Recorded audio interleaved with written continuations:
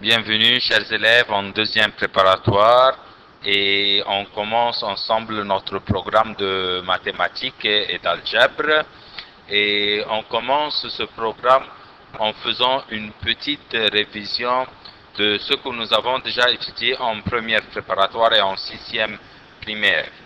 Alors je vous rappelle en commençant par l'ensemble des nombres naturels n qui est composé par les chiffres ou les éléments 0, 1, 2, 3, 4. Et je vous rappelle aussi par le Z, qui est l'ensemble de nombres entiers. Et quand on dit le mot entier, nous avons trois choses à se rappeler. On a les entiers négatifs, qui sont moins 1, moins 2, moins 3, moins 4, et ainsi de suite. Nous avons les entiers positifs, qui sont 1, 2, 3, 4 et ainsi de suite. Et on a au milieu le 0. Et on continue. Après ça, nous avons pris en première préparatoire l'ensemble des nombres rationnels qui s'appelle Q. Et Q est tout nombre qu'on peut écrire sous la forme A sur B. Ça veut dire tout nombre qu'on peut l'écrire sous forme d'une fraction ayant un nominateur en haut et un dénominateur en bas. À condition que le numérateur et le dénominateur appartiennent à Z. Ça veut dire que le numérateur et le dénominateur soient des nombres entiers. Et une autre condition très importante, que B, qui est le dénominateur, ne soit pas égal à 0, car on n'admet pas un 0 dans le dénominateur. Alors, voyons, et on va essayer ensemble de compléter ce tableau. Il me donne dans ce tableau le nombre, et il me demande d'identifier ce nombre s'il est un nombre naturel, s'il est un nombre entier, s'il est un nombre rationnel. Alors, on commence par le 3. Oui, le 3 est un nombre naturel, il se trouve dans N. Et oui, il est un nombre entier, car il se trouve dans Z. Et oui, il est un nombre rationnel, car on peut écrire le 3 sous la forme 3 sur 1, sous la forme A sur B. Alors, maintenant, voyons aussi le moins 3. Faites attention ici, le moins et le nombre naturel ne contiennent pas de nombres négatifs.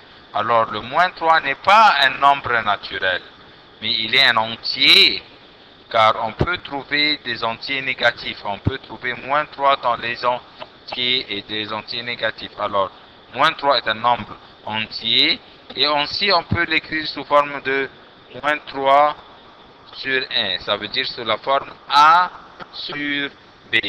Alors, puisque nous avons pu l'écrire sous la forme A sur B, alors le moins 3 aussi est un nombre rationnel. Et on peut conclure que tout nombre entier est aussi un nombre rationnel. 3 cinquièmes n'est pas un nombre naturel, car le nombre naturel sont 0, 1, 2, 3, 4, et ainsi de suite. Et le 3 cinquièmes aussi n'est pas aussi un nombre entier, car le nombre entier, c'est comme vous voyez devant vous, le 0 et les entiers positifs et les entiers négatifs. Mais le 3 cinquièmes est un nombre rationnel, car il peut l'écrire sous la forme A sur B. Alors, il n'est pas ni naturel, ni entier, ni rationnel. Voyons la racine carrée de 9 seizièmes. On va écrire le 9 seizièmes sous la forme la plus simple. La racine carrée de 9, c'est 3. La racine carrée de 16 est 4. Alors, la racine carrée de 9 seizièmes est 3 quarts. Il n'est pas ni nombre naturel, ni nombre entier, mais un nombre rationnel, car 3 quarts est sous la forme A sur B. Alors, racine carrée de 9 seizièmes est un nombre rationnel. Voyons dernièrement la valeur absolue de 5 moins 7. Alors, est égale à la valeur absolue de 5 moins 7, ça me donne 2 entre la valeur absolue. Et on sait que la valeur absolue élimine le signe moins, alors la valeur absolue de moins 2 est égale à 2. Le 2 est un nombre naturel, oui.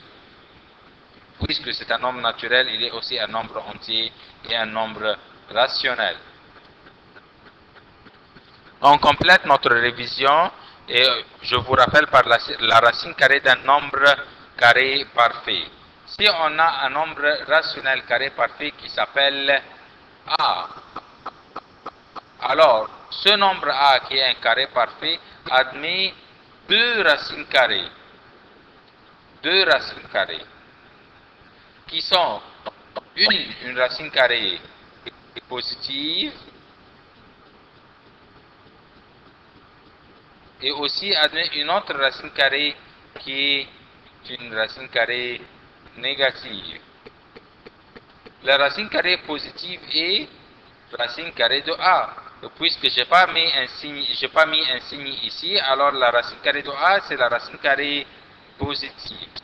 Et on a une racine carrée négative qui est moins racine carrée de A. Alors tout nombre admet deux racines carrées, une positive, qui ça veut dire ici plus racine carrée de A, et une négative qui est moins racine carrée de A. Alors, on continue avec la racine carrée. Si on a racine carrée de A sur B, le tout au carré, nous avons pris en première préparatoire que nous allons barrer la racine carrée avec la puissance 2 à condition qu'on met les deux bâtons de la valeur absolue. Et quand on a barré la racine carrée avec la puissance 2, il me reste A sur B tout simplement, mais entre les bâtons de la valeur absolue. Voyons un exemple. Racine carrée de moins 7 de tout au carré, alors on barre la racine carrée avec la puissance 2 à condition qu'on met les deux bâtons de la valeur absolue, et alors il me reste, quand j'ai barré la racine carrée avec la puissance 2, il me reste moins 7. Alors la valeur absolue de moins 7, quand on fait une simplification, la valeur absolue élimine le moins, et alors la réponse ici est 7, tout simplement.